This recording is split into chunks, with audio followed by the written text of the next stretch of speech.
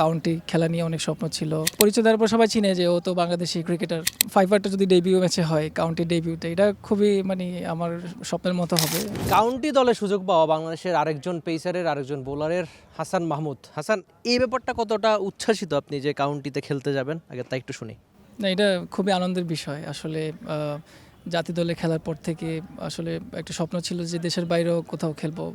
County খেলা নিয়ে অনেক স্বপ্ন ছিল, ফ্র্যাঞ্চাইজি লিগ খেলা নিয়ে স্বপ্ন ছিল। আলহামদুলিল্লাহ সব কিছু এখন হচ্ছে, ইনশাল্লাহ সামনে আরও হবে ইনশাল্লাহ।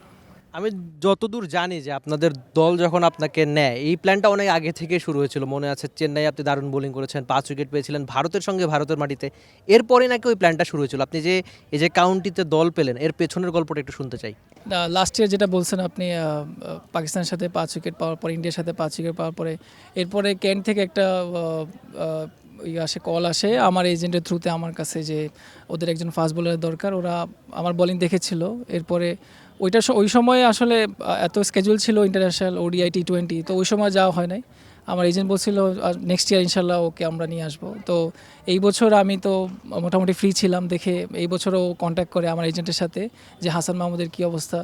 তারপরে ও বলছিল যে চাইলে আমার সাথে আসে, প্র্যাকটিস করতে পারে। ওরা অফার করছিল প্র্যাকটিস করার জন্য যে ও আসুক, আমরা প্র্যাকটিস করি কয়েকদিন, ওকে অবজার্ভ করি। তো আমি অনেক খুশি ছিলাম, এক্সাইটেড ছিলাম যাওয়ার জন্য। এরপর আমি যাই, ওখানে কোচের সাথে দেখা হয়, অ্যাডাম হলিউকের সাথে দেখা হয়, এরপরে ওদের স্টাফের সাথে, প্লেয়ারদের সাথে কথা হয়।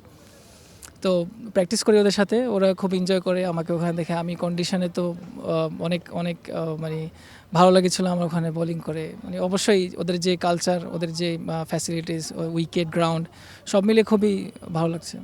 হাসান, আরেকটা ব্যাপার একটু জানতে চাই। আমি যতদূর শুনেছি, ইংল্যান্ডে আপনি যখন বোলিং করছিলেন তখন আশেপাশে কোনো একটা নেটে বেন স্টোকসও ছিল। তো আপনি নাকি স্টোকসের চেয়েও খুব ভালো বল করছিলেন যতখানি ওখানকার থেকে আমি শুনেছি। এই ব্যাপারটা একটু জানতে চাই যে কেউ এসে প্রশংসা করেছে কিনা, আপনি অলরেডি আপনার কোচের কথা বললেন, বা সব মিলে তখনকার পরিস্থিতি কী ছিল আদতে? না, প্রথমে ওরা অত নোটিস করে নেই। এরপরে যখন আমি বোলিং করা শুরু করি, ওখানে ম্যাচ চলতেছিল, তো ম্যাচের শুরুতে আমি বোলিং করি। এরপরে সবাই আমার কাছাকাছি আসা, জিজ্ঞাসা করে তুমি কি খেলেছো।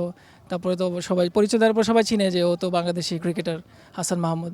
তারপর সবাই আমার সাথে কথা বলে, হ্যান্ডশেক করে, আমার বোলিং দেখে সবাই জিজ্ঞেস করে টেস্ট কয়টা খেলছো বা কই খেলছো, কেমন ছিল তোমার এক্সপিরিয়েন্স। এগুলো সবাই শোনার চেষ্টা করছে আমার কাছ থেকে, আমি বলেছি। তো সবাই এনজয় করছে আমার কোম্পানি ওখানে। আপনি কয়টা ম্যাচ খেলবেন বা অলরেডি কথা হয়েছে কিনা? যতদূর জানি যে আপনার ভিসা নিয়ে অলরেডি কাজ শুরু হয়ে গিয়েছে। তো কত ম্যাচ খেলার সম্ভাবনা রয়েছে, বা সব মিলে কয়টা ম্যাচ খেলা হবে? এখন জুনে ওদের 2টা ম্যাচ আছে, একটা 12 তারিখে আর একটা 19 তারিখ। এরপরে সেপ্টেম্বরে ওদের 4টা খেলা আছে। তো আশা করি সবগুলো ইনশাল্লাহ যদি সুযোগ হয় খেলার, তো অবশ্যই খেলবো। কোনো টার্গেট সেট করেছেন কিনা? আপনি বলছেন যে আপনার চোখে মুখে উচ্ছ্বাস দেখা গিয়েছে যে কতটা খুশি। খুব স্বাভাবিক, বাংলাদেশি পেসাররা এর আগে এই কীর্তি গড়তে পারেনি যে কাউন্টিতে গিয়ে লাল বলে ক্রিকেট খেলা, নিজেদের জানানো সামর্থ্য। তো আপনার কোনো টার্গেট সেট হয়েছে কিনা? না, অবশ্যই প্রথম ফাইভারটা যদি ডেবিউ ম্যাচে হয়, কাউন্টি ডেবিউতে, এটা খুবই আমার স্বপ্নের মতো হবে। আর আশা করি ইনশাল্লাহ আমি আমার বেস্টটা দিব এবং এই এক্সপিরিয়েন্সটা আমি ইন্টারন্যাশনাল ক্রিকেটে নিয়ে আসবো ইনশাল্লাহ। For more updates, subscribe to our YouTube channel and click on the bell icon. Follow us on Facebook and Instagram. Download T-Sports app to enjoy exciting games and highlights.